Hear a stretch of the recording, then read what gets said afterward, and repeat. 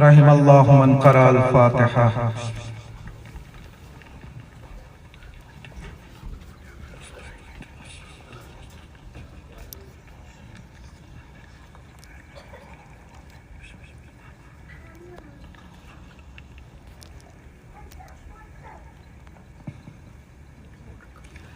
لا حول ولا قوة الا باللہ العلی العظیم۔ اعوذ باللہ من الشیطان الرجیم، بسم اللہ الرحمن الرحیم۔ الحمد للہ الذی لا یبلغ مدحتہ القائلون ولا یحصی نعماءہ العادون ولا یودی حقہ المجتہدون الذي لا يدركه بعض الحمم ولا يناله غوث الفتن الذي ليس لصفته حد محدود ولا نعت موجود ولا وقت معدود ولا أجل ممدود فطر الخلائق بقدرته ونشر الرياح برحمته وودد بالصخور ميدان أرضه ثم الصلاة والسلام والتحية والإكرام على النبي المكي المدني القرشي الهاشمي الذي سمي في السماء بأحمد وفي الأرض بأبي القاسم محمد وعلى آله الطيبين الطاهرين المعصومين سیما بقیت اللہ فی الارضین روحی وارواح العالمین لتراب مقدمہ الفداء ولعنت الدائمت علی اعدائهم اجمعین من لحظتنا هذه الى لقاء یوم الدین اما بعد فقد قال اللہ تبارک وتعالی فی کتابہ المبین وقولہ الحق بسم اللہ الرحمن الرحیم ان اللہ لا یغیر ما بقوم حتی یغیروا ما بانفسهم وقال مولانا امام الحسین علیہ السلام الا وان السنة قد امیتت وان البدعة قد احیت فان تسمعوا قولی وتطیعوا امری اہدکم سبیل الرشاد۔ صلوات پڑھے محمد وآل محمد۔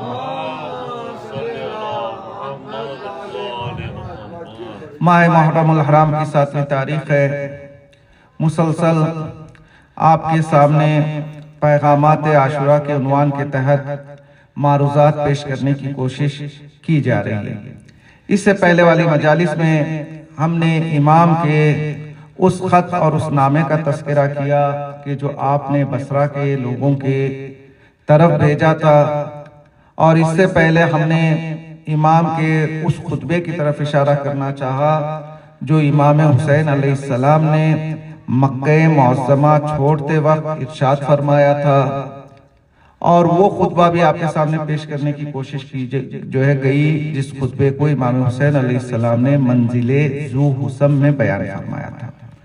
آج کی مجلس میں امام حسین علیہ السلام جب سرزمین کربلا پہنچ گئے، 5 یا 6 محرم کو امام حسین علیہ السلام نے پھر ایک خط لکھا۔ کس کے نام خط لکھا؟ مدینے میں رہنے والے اپنے بھائی محمد حنفیہ اور خاندان بنی ہاشم کے لوگوں کے نام ایک نامہ لکھا۔ مفصل نامہ نہیں تھا، صرف ایک سطر امام حسین علیہ السلام نے لکھی۔ اس ایک سطر کا ایک حصہ انشاءاللہ آپ کے سامنے پیش کرنا چاہوں گا۔ امام حسین علیہ السلام نے 5 یا 6 محرم کو جو خط اپنے بھائی اور خاندان بنی ہاشم کی طرف بھیجا، اس میں صرف 2 باتوں کی طرف اشارہ کیا۔ پہلی بات، من لحقا بی منکم استشہد، دیکھو شہادت قریب ہے، اب بھی وقت ہے، کوئی آ کر مجھ سے ملحق ہونا چاہے، مجھ سے ملنا چاہے، وہ آ کر مجھ سے مل سکتا ہے، لیکن میں اس لیے تمہیں دعوت نہیں دے رہا ہوں کہ تم آؤ مجھ سے مل جاؤ، ہو سکتا ہے فتح مل جائے، ہو سکتا ہے حکومت مل جائے، ہو سکتا ہے جان بچ جائے۔ امام نے کہا نہیں، نتیجہ مجھے معلوم ہے، کوئی آ کے مجھ سے ملحق ہونا چاہتا ہے، ملنا چاہتا ہے تو راستہ ابھی بھی کھلا ہوا ہے، نتیجہ کیا ہوگا؟ شہادت ہوگی۔ وَمَن تَخَلَّفَ عَنِّي لَمْ يَبْلُغِ الْفَتْحَ، اگر مجھ سے آ کے نہیں ملو گے، مجھ سے تخلف کرو گے، یعنی یہاں آنا پسند نہیں کرو گے، تو اس کا نتیجہ بھی بتا دیتا ہوں کہ ان کی زندگی میں کبھی خوشی آنے والی نہیں ہے۔ یعنی امام حسین علیہ السلام نے 5 یا 6 محرم کو جو خط اپنے بھائی کے نام لکھا تھا، اس میں 2 چیزوں کا تذکرہ کیا۔ دیکھو وقت ہے، آ کے مجھ سے مل جاؤ، مجھ سے ملو گے تو کیا ہوگا؟ شہادت ملے گی۔ اگر شہادت کو اختیار نہیں کرو گے، تم اپنی جگہ باقی رہو گے، تو دیکھ لو جو میرا ساتھ چھوڑ دے گا پھر اسے کبھی کامیابی حاصل ہونے والی نہیں ہے، زندگی میں خوشی حاصل ہونے والی نہیں ہے۔ دیکھیں ایسا نہیں کہ امام حسین علیہ السلام کو معلوم نہیں تھا کہ میں جا رہا ہوں، مجھے شہید کر دیا جائے گا۔ نہیں، امام حسین علیہ السلام کو تو معلوم تھا کہ مجھے شہید ہونا ہے۔ امام تو دور کی بات، کچھ دوسرے لوگوں کو بھی معلوم تھا۔ مثال کے طور پر امام حسین علیہ السلام جب مدینہ چھوڑ کر مکے کی طرف روا دواتے تو راستے میں آپ کے ایک بھائی سے ملاقات ہوتی ہے۔ آپ کے بھائی کا نام ہے عمر اطرف۔ عمر اطرف اس لیے ان کو نام دیا گیا چونکہ ان کے والد مولا کائنات تھے، اور دوسری طرف سے ان کی والدہ صحابہ تھی کہ جن کی ایک خاص داستان تھی، جن کی وجہ سے ان کا یہ نام پڑا۔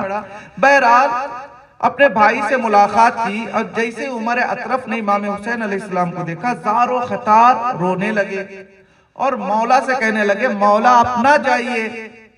ابھی مولا نے پوچھا میں کیوں نہ جاؤں؟ تو عمر اطرف کہنا چاہتے ہیں لیکن ان کے گلے سے آواز نہیں نکل رہی، صرف اتنا کہہ پائے کہ میں نے بھائی حسن سے آپ کے بارے میں سنا ہے۔ تو ایک مرتبہ مولا امام حسین علیہ السلام نے اپنے بھائی سے کہا اَتَظُنُّ أَنَّكَ تَعْلَمُ مَا لَا أَعْلَمُ، اے عمر اطرف کیا تم یہ سمجھ رہے ہو کہ تمہیں وہ چیز معلوم ہے جس چیز کا پتہ مجھے نہیں ہے؟ تم نے میرے بھائی حسن سے جو بات سنی ہے وہی بات میں نے اپنے نانا رسول سے سنی ہے کہ میرے نانا نے مجھے پہلے ہی شہادت کی خبر دے دی۔ یعنی امام حسین کو معلوم ہے کہ مجھے شہید ہونا ہے؟ نہیں، امام حسین علیہ السلام جب مکہ معظمہ پہنچے تو عبداللہ بن عمر وہ آپ کی خدمت میں پہنچا اور کہنے لگا مولا نہ جائیے، چونکہ میں نے رسول اسلام سے آپ کے بارے میں سنا ہے، آپ کی شخصیت کیا ہے؟ کہتا ہے مولا تھوڑا پیران کو اوپر کیجئے، چونکہ میں وہ جگہ چومنا چاہتا ہوں، میں آپ کا سینہ جو ہے چومنا چاہتا ہوں جس سینے کو رسول اسلام چوما کرتے تھے۔ امام نے کہا تجھے تو میری شہادت کی بھی خبر ہے، تو میرا سینہ بھی چومنا چاہتا ہے، بتا تیرا کیا فیصلہ ہے؟ عبداللہ بن عمر نے کہا کہ میں آپ کے ساتھ آگے نہیں بڑھ سکتا۔ اس وقت امام حسین علیہ السلام نے عبداللہ بن عمر کو دنیا کی حقیقت بیان کی، کہا کہ دنیا اتنی پست ہے کہ اس دنیا میں ایک ظالم حاکم ایک نبی کے سر کو تشت میں رکھ کر دنیا کے سامنے پیش کرتا ہے، دنیا خاموش رہتی ہے۔ پھر امام حسین نے کہا دنیا اتنی ظالم ہے کہ ایک ہی دن میں 70 نبیوں کا قتل کیا جاتا ہے، انہیں کنویں کے حوالے کر دیا جاتا ہے، اور دوسرے دن زندگی ایسے طریقے سے گزارتے ہیں لوگ کہ کچھ ہوا ہی نہیں۔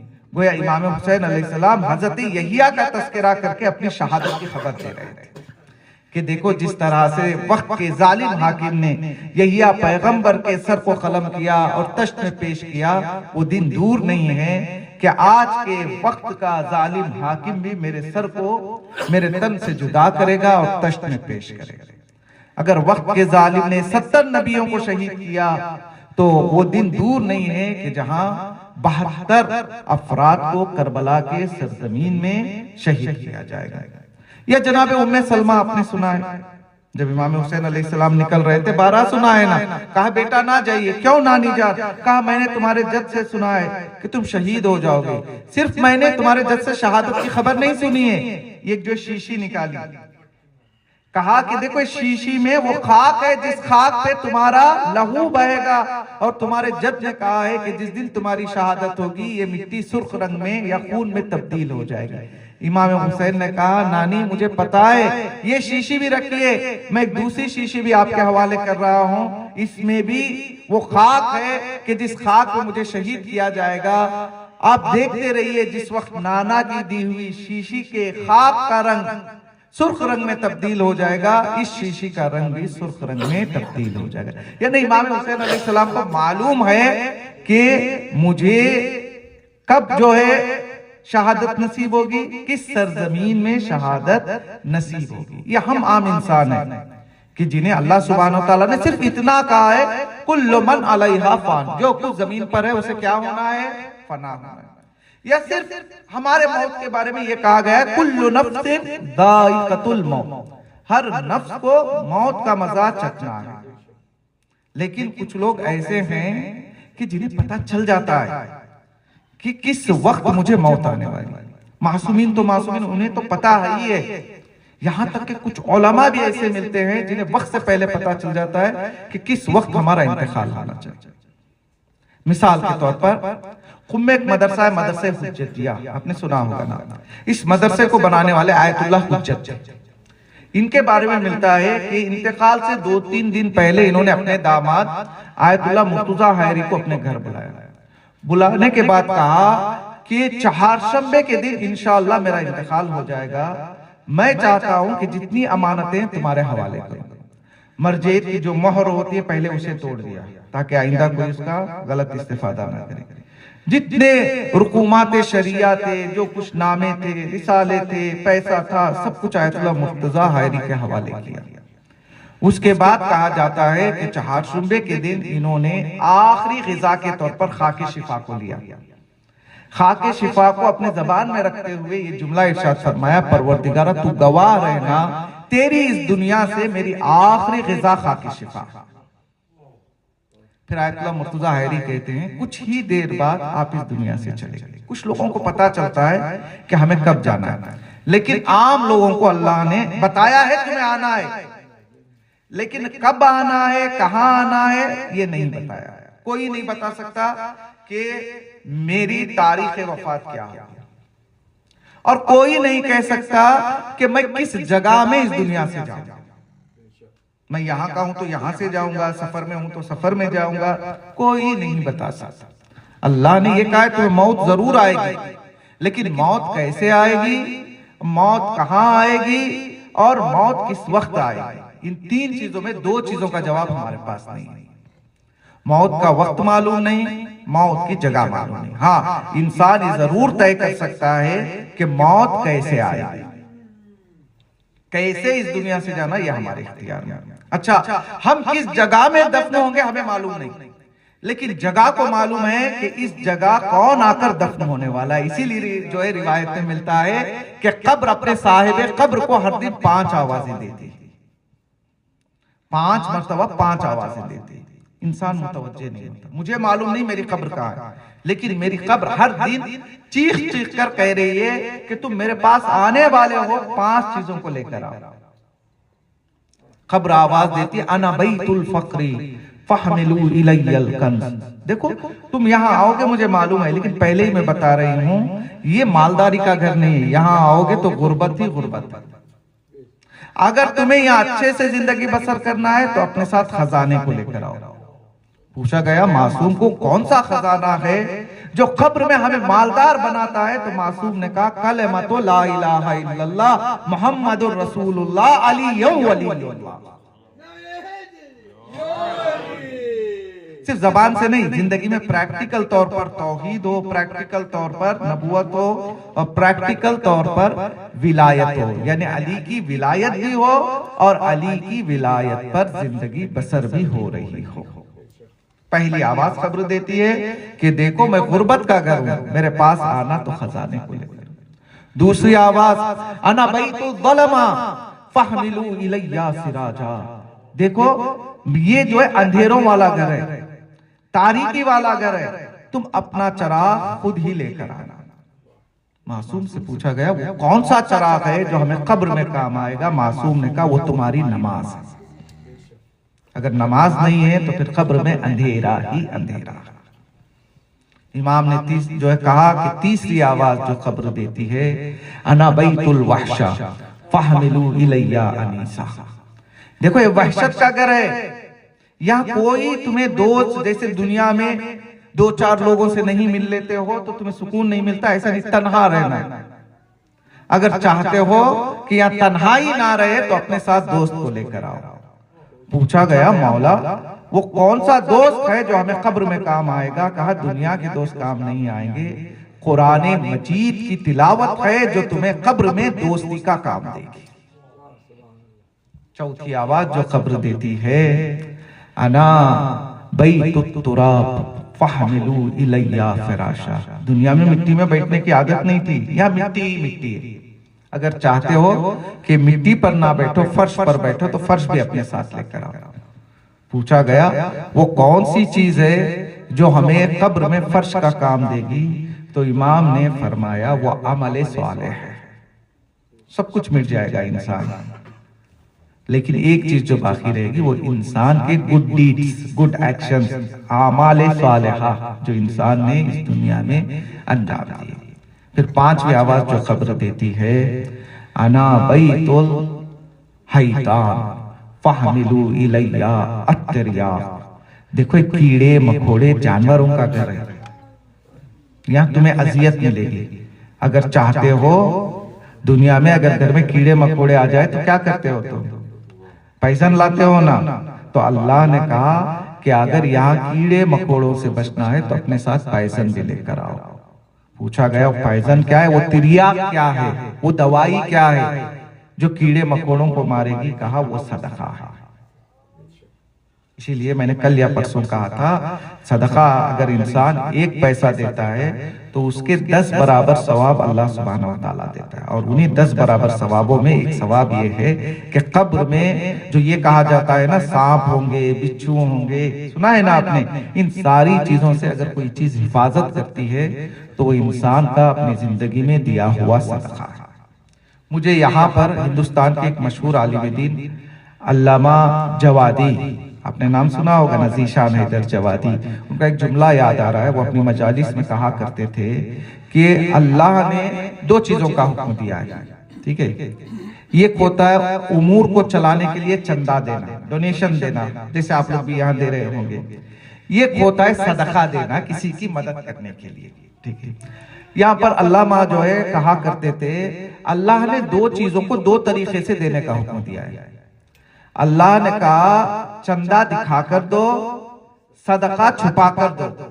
پھر علامہ کہتے ہیں ہمارے یہاں الٹا ہوتا ہے، انسان صدقہ دکھا کر دیتا ہے، چندہ چھپا کر دیتا ہے کہ کہیں یہ نہ پتا چل جائے کہ اس نے کتنا کم دیا.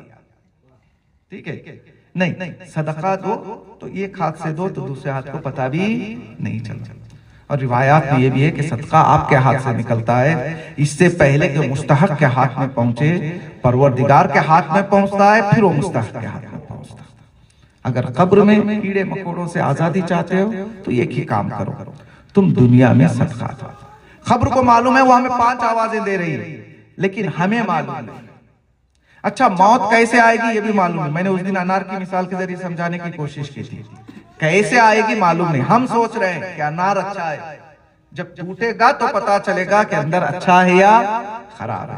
اسی لیے معصوم نے کہا موت کے وقت پتا چلے گا. چوتھے امام کہتے ہیں مومن کی جب روح نکلتی ہے تو ایسا محسوس ہوتا ہے کہ جیسے اس نے کئی دنوں سے نہایا نہ ہو، اسے نہلایا گیا ہو، نیا لباس پہنایا گیا ہو، اس کے بدن کو معطر کیا گیا ہو. لیکن اگر ایمان میں کمی ہے، اگر اس کی روح نکل جائے تو ایسا لگتا ہے کسی نے قیمتی نازک ریشمی کپڑے کو کانٹیوں پر ڈالا ہو اور بڑی بے دردی کے ساتھ کھینچا ہو. وہ جو کپڑے کا حال ہوگا خدا نہ خواستہ اگر اعمال صحیح نہیں ہوں گے تو پھر ہمارا حال بھی ویسے ہی ہوگا. پھول کی طرح جانا ہے یا کپڑے کی طرح جانا ہے یہ ہمیں اختیار کرنا ہے. اللہ نے ہمارے حوالے کیا ہے. وقت نہیں بتاؤں گا، جگہ نہیں بتاؤں گا، لیکن کیسے آنا ہے یہ ضرور بتایا ہے. ہاں کچھ لوگ ہیں کہ جنہوں نے بتایا ہے کہ موت کیسی ہوتی ہے، کچھ لوگوں کے لیے پھول کی مانند، کچھ لوگوں کے لیے کانٹے کی مانند۔ اور کربلا میں امام حسین علیہ السلام نے ایک بچے کو بلا کر پوچھا تھا، یا قاسم کیف الموت عندک، ذرا مجھے بتاؤ موت تمہارے نظر میں کیسی ہے؟ تو 13 سالہ قاسم نے موت کے فلسفے کو بیان کرتے ہوئے یہ جملہ ارشاد فرمایا، یا اماں الموت عندی احلی من العسل، چچا جان میرے نزدیک موت شہد سے زیادہ شیرین۔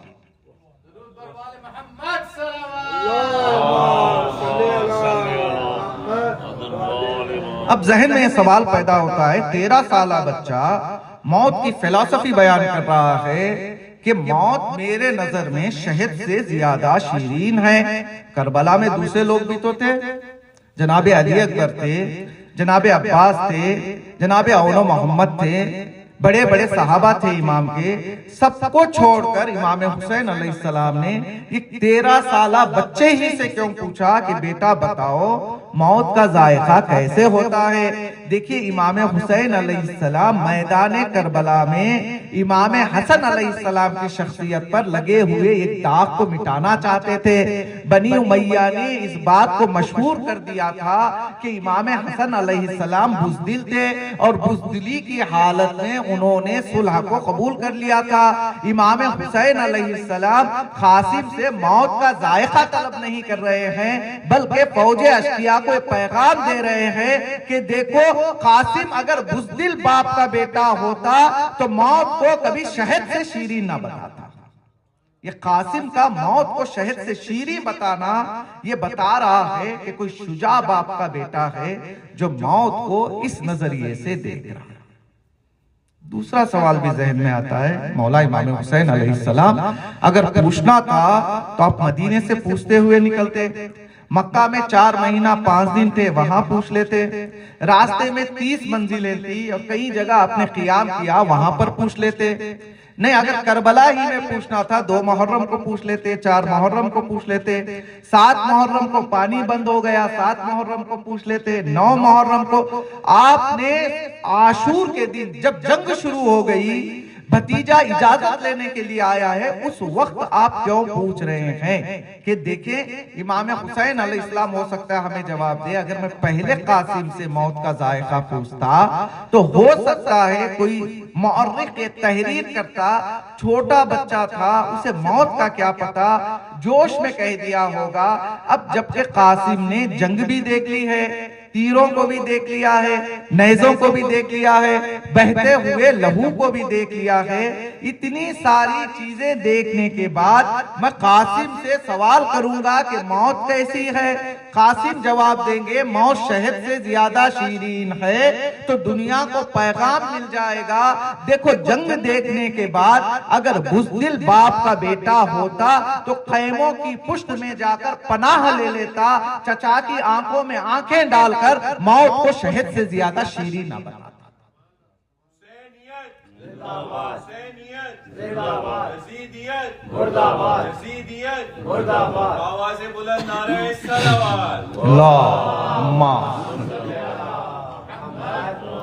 جناب قاسم سے امام حسین علیہ السلام نے روز عاشورہ پوچھا، جب بھتیجا اجازت لینے کے لیے آیا، امام نے پوچھا یا قاسم کیف تری الموت یا کیف الموت عندک، تم موت کو کیسے دیکھ رہے ہو یا تمہارے نزدیک موت کیسی ہے؟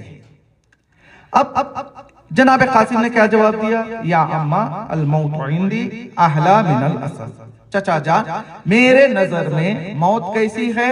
شہد سے زیادہ شیرین ہے۔ دیکھیں جناب قاسم نے تو کہہ دیا موت شہد سے زیادہ شیرین ہے، لیکن پروف بھی تو چاہیے نا۔ موت شہد سے زیادہ شیرین ہے یہ ثابت ہونا چاہیے کہ واقعاً موت شہد سے زیادہ شیرین ہے، ورنہ قاسم کا دعویٰ صرف جو ہے دعویٰ بن کر رہ جائے گا۔ اب ان لوگوں سے معلوم کرنا پڑے گا جو لوگ موت کا ذائقہ چکھ کر آئے ہیں، لیکن مشکل یہ ہے کہ جو ذائقہ چکھ لیتا ہے پھر وہ بتانے کے لیے واپس نہیں آتا ہے۔ وہ ہمارے درمیان زندگی بسر کر رہے ہیں جنہوں نے کبھی بھی موت کے ذائقے کو نہیں چکھا ہے۔ کوئی مسئلہ نہیں. تاریخ میں کچھ لوگ ایسے ملتے ہیں جو جا کر واپس آئے ہیں, ہم ان سے پوچھتے ہیں کہ بتاؤ موت کا ذائقہ کیسا ہے. آپ نے داستان سنی ہے, مولا کائنات کے پاس کچھ لوگ جمع ہوتے ہیں, ایک انسان کو جو زندہ ہے اسے مردہ بنا کر مولا کے سامنے پیش کیا جاتا ہے. اے علی, اس انسان کا انتقال ہو گیا ہے, آپ نماز جنازہ پڑھا دیں. امام نے کہا ٹھیک ہے. امام نے نماز پڑھائی تو صورت یہ ہوئی کہ وہ واقعاً جو ہے مردہ ہو گیا. پھر اس کی ماں آئی, اس نے گریہ کیا, درخواست کی, مولا نے اشارہ کیا تو پھر وہ زندہ ہو گیا.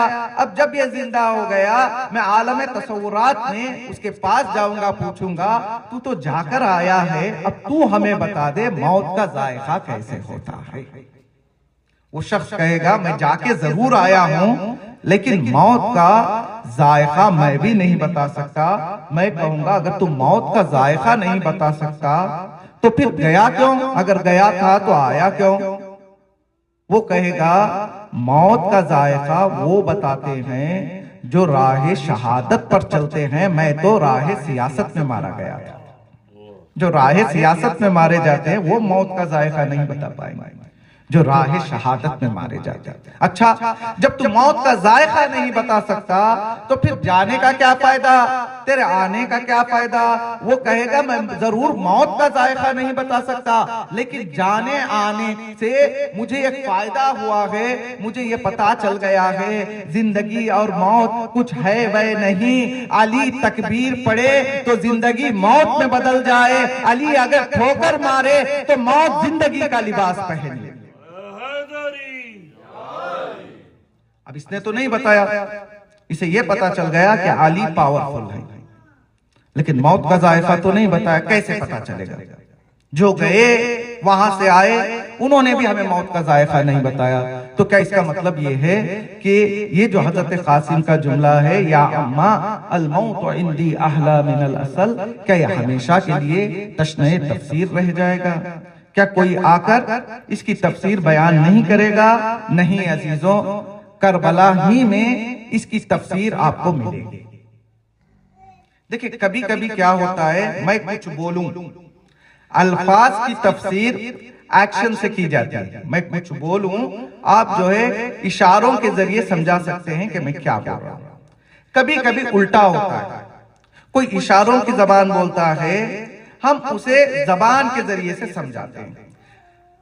میں کوشش کر رہا ہوں کہ چیزوں کو آسان زبان میں پہنچاؤں, چونکہ سب کا لیول ایک نہیں ہوتا ہے. شروع سے بھی میں کوشش کی ہے اور ہمیشہ میں یہی کوشش کرتا ہوں بڑے بڑے چیزوں کو چھوٹی مثال, چھوٹی داستان, چھوٹی چیزوں کے ذریعے سے پہنچا دوں. لیکن یہاں چونکہ مجبور ہوں تو 2-3 سخت جو ہے جملات استعمال کروں گا.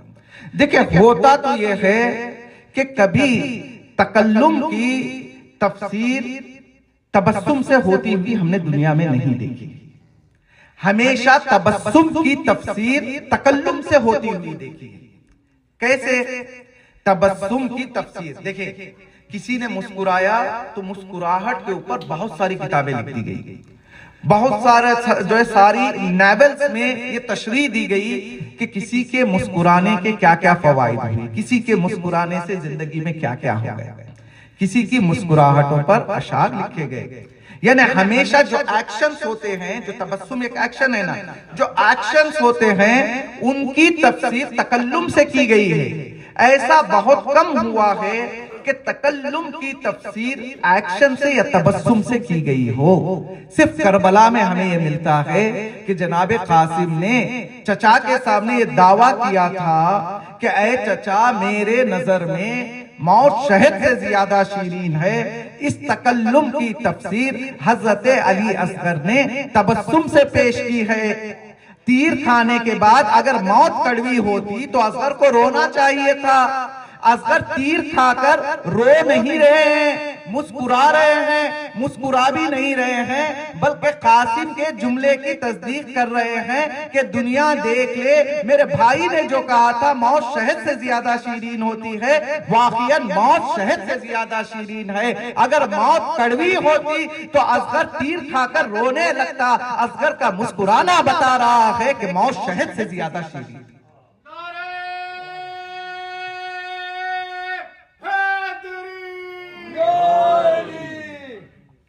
الموت عندی احلی من العسل، چچا جان میرے نزدیک، میری نظر میں موت شہد سے زیادہ شیرین ہے۔ اب یہ جملہ بھی جو میں نے کہا کہ حضرت علی اصغر نے مسکرا کر بتا دیا کہ موت شہد سے زیادہ شیرین ہے، اس کے اوپر دلیل کیا ہے؟ پھر میں ایک چھوٹی سی مثال کا سہارا، سب کے گھروں میں چھوٹے چھوٹے بچے ہیں، ٹھیک ہے؟ چھوٹا بچہ 6 مہینے کا، 7 مہینے کا، 8 مہینے کا اگر کھیل رہا ہے، آپ اس کے قریب جائیے، جا کر کوئی کڑوی چیز اس کی زبان پہ یا ہونٹوں پہ لگا دیجئے۔ آپ نے بارہا دیکھا ہوگا بچہ کتنا برا چہرہ بناتا ہے، وہ ایک عجیب طرح کا چہرہ جو بناتا ہے، اس کے ایکشن سے پتا چل جاتا ہے کہ یہ چیز کا اثر اسے اچھا نہیں ہوا اور وہ اس ذائقے کو پسند نہیں کر رہا ہے۔ اچھا، اسی بچے کے پاس آپ شہد لے لیجئے یا کوئی میٹھی چیز لے لیجئے، شہد کو اس کے ہونٹوں پہ پھیریے، وہ چوسیاں بھی لے گا، اس کو اندر بھی جو ہے لے گا شہد کو، اور ساتھ میں جیسی میٹھی غذا اس کے دہن میں پہنچتی ہے، وہ اپنے ایکشن کے ذریعے مسکرا کر یہ پتا دیتا ہے کہ دیکھو جو چیز ملی ہے وہ مجھے اچھی لگی ہے۔ بالکل اسی طرح سے حضرت علی اصغر علیہ السلام 6 ماہ کا سن ہے، اگر کڑوی چیز آپ تک پہنچتی تو آپ بھی چہرہ بناتے، تیر کھا کر آپ کا مسکرانا اور باپ کو دیکھنا یہ بتا رہا ہے کہ علی اصغر شہادت ہی کے لیے آئے ہیں، اور شہادت شہید کے لیے احلی من العسل ہوتی ہے۔ اور علماء کہتے ہیں حضرت علی اصغر علیہ السلام کی جو شہادت ہے وہ بہت ہی مہم ہے، جو امام حسین علیہ السلام کی حقانیت کی کو ثابت کرنے کے لیے بہت بڑی دلیل ہے۔ دیکھیے، جنگ کرنا ہوتا، ہو سکتا ہے حضرت اون محمد کے بارے میں بھی کہتے، حضرت قاسم کے بارے میں بھی کہتے کہ جنگ کرنے کے لیے آئے تھے، لیکن دنیا نے نہیں دیکھا ہے کہ کسی نے 6 ماہ کے بچے کے ذریعے سے اپنے آپ کو میدان جنگ میں پہنچایا ہے۔ امام حسین علیہ السلام اسی لیے بار بار کہہ رہے تھے، ٹھیک ہے؟ علماء نے یہ بھی جو ہے تحریر فرمایا ہے کہ حضرت علی اصغر سب سے چھوٹے تھے، تو آپ کو سب سے آخر میں کیوں امام حسین علیہ السلام لے گئے؟ پھر میں ایک چھوٹی سی مثال کا سہارا لوں۔ آپ لوگ جو ہے خطوط لکھتے ہیں، اگر کوئی آفیشیل لیٹر ہو تو وہ اس وقت تک قابل قبول نہیں ہوتا ہے جب تک سیل اور سگنیچر نہ ہو۔ علماء کہتے ہیں امام حسین علیہ السلام نے صبح عاشور سے عصر عاشور تک جو قربانیاں پیش کی تھی وہ سب کی سب ایک خط کی مانند تھی۔ علی اصغر کی شہادت شہادت نہیں ہے بلکہ شہدائے کربلا کی قبولیت کے لیے امام حسین نے جس مہر کو لگایا اس مہر کا نام شہادت حضرت علی اصغر علیہ السلام۔ دنیا نے کہیں نہیں دیکھا کہ کسی نے 6 مہینے کے بچے کو اپنا مقابل سمجھا ہو اور اس کو شہید کیا گیا۔ کربلا میں بہت سارے ایسے کام ہوئے جو انسانیت کے خلاف تھے، جو فطرت کے خلاف تھے، اور خصوصاً جو عرب کے دستورات کے خلاف تھے۔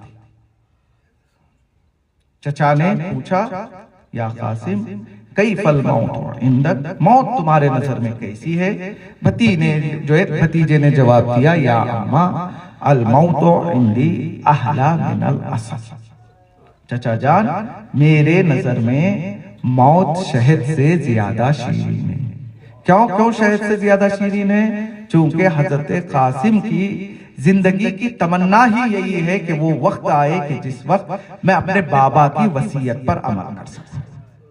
جب امام حسن علیہ السلام کو زہر دیا گیا تھا اور آپ کے جگر کے 72 ٹکڑے تشت میں آپ پہنچے تھے، تو اس وقت مولا امام حسن علیہ السلام نے ایک تعویذ جناب قاسم کے بازو پر باندھا تھا، اور جناب ام فروا کو یہ تاکید کی تھی کہ اے فروا، جب زندگی میں تمہیں محسوس ہو کہ وقت کافی سخت آ پہنچا ہے، کوئی رائے حل نظر نہ آئے، تو اس وقت میرے بیٹے حسن کے بازو پر بندھی ہوئی تعویذ کو کھول دیں۔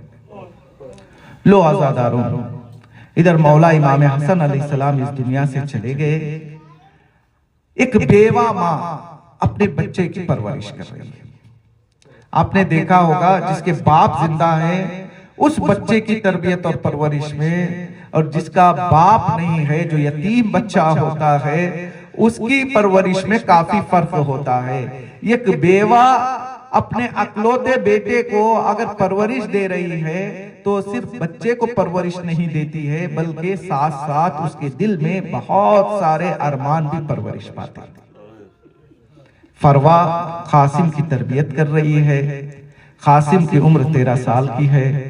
وہ وقت بھی آیا کہ شب عاشور امام حسین علیہ السلام اپنے اصحاب کو جمع کر کے شہداء کی فہرست کا اعلان کر رہے ہیں۔ اے مسلم تمہیں کل شہید ہونا ہے، اے برید تمہیں شہید ہونا ہے، اے زہیر تمہیں شہید ہونا ہے، اے مسلم تمہیں شہید ہونا ہے۔ جب اصحاب کی باری پوری ہوئی تو اولاد کی طرف آئے، علی اکبر تمہیں کل شہید ہونا ہے، قاسم تمہیں شہید ہونا ہے، اون و محمد تمہیں شہید ہونا ہے۔ سب کا نام لے لیا، قاسم کا نام نہیں لیا۔ قاسم پریشان ہو گئے، چچا کی خدمت میں پہنچے، اے چچا جان کیا آپ اپنے اس بھتیجے کو اس لائق نہیں سمجھتے کہ کل میں آپ پر قربان ہو جاؤں؟ حسین نے کہا قاسم میں تمہیں کیسے شہادت کی اجازت دے دوں؟ تم تو میرے بھائی حسن کی اکلوتی نشانی۔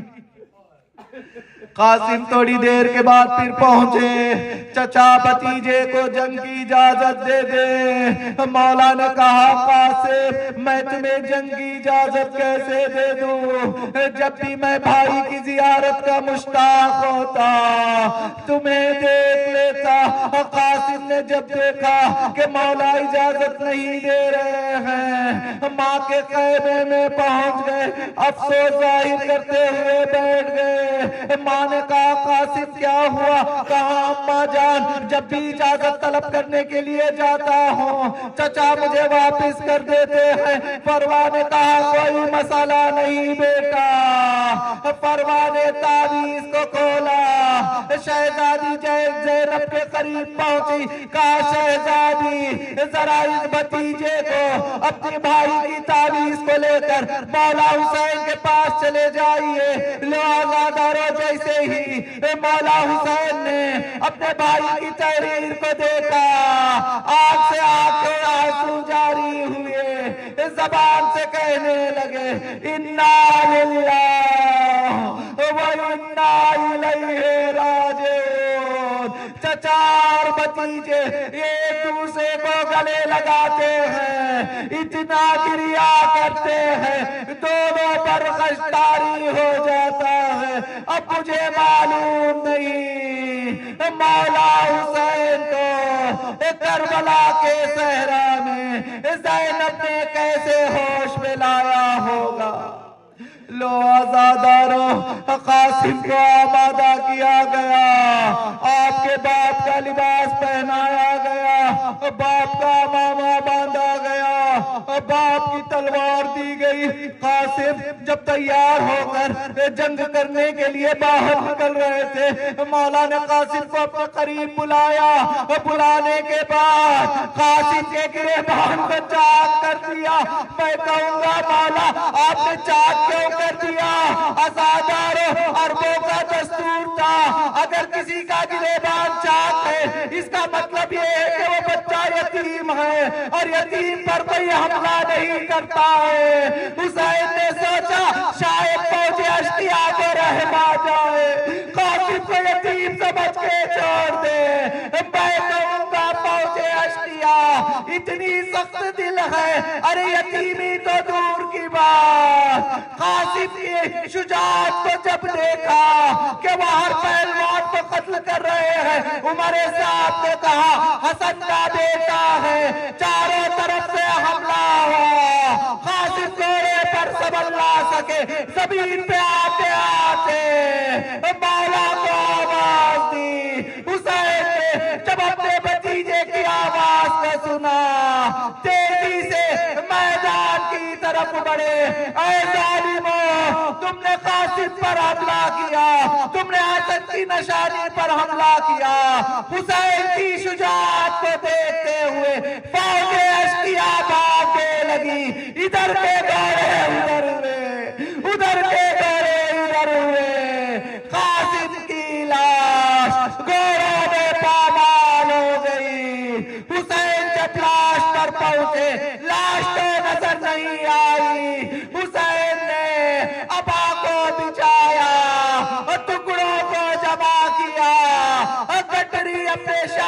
پر رکھی، درے خیمہ پر پہنچے، فروا نے پوچھا آقا میرا بچہ کہاں ہے؟ حسین نے کہا فروا میں شرمندہ ہوں، مدینے میں حسن کے جگر کے 72 ٹکڑے، یہاں قاسم کے لاش کے ٹکڑے۔